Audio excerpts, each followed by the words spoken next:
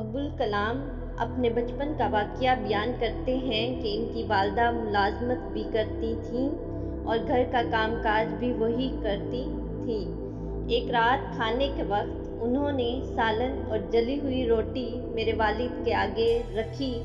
میں والد کے رد عمل کا انتظار کرتا رہا کہ شاید وہ غصے کا اظہار کریں، مگر انہوں نے انتہائی سکون سے کھانا کھایا اور پھر مجھ سے دریافت کیا کہ آج اسکول میں میرا دن کیسا گزرا۔ مجھے یاد نہیں کہ میں نے کیا جواب دیا، لیکن اسی اثناء میں میری والدہ نے روٹی جل جانے کی معذرت کی، مگر میرے والد نے کہا کہ ان کو یہ روٹی کھا کر لطف آیا۔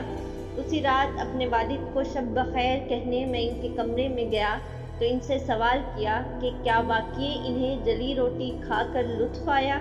انہوں نے پیار سے مجھے اپنے بازوؤں میں بھر لیا اور جواب دیا کہ تمہاری والدہ نے ایک پرمشقت دن گزارا اور پھر تھکنے کے باوجود گھر آ کر ہمارے لیے کھانا بھی تیار کیا۔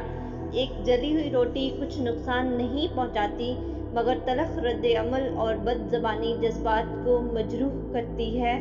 میرے بچے، زندگی بے شمار ناپسندیدہ اشیاء اور شخصیات سے بھری ہوئی ہے۔ میں بھی کوئی بہترین یا مکمل انسان نہیں ہوں اور یہ سمجھتا ہوں کہ ہمارے ارد گرد لوگ اور عزیز و اقربا بھی غلطی کر سکتے ہیں، لہٰذا ایک دوسرے کی غلطیوں کو درگزر کرنا، رشتوں کو بخوبی نبھانا، اعلیٰ ظرفی کا مظاہرہ کرنا ہی تعلقات میں بہتری کا سبب بنتا ہے۔ زندگی اتنی مختصر ہے کہ اس میں معذرت اور پچھتاووں کی کوئی گنجائش نہیں ہونی چاہیے۔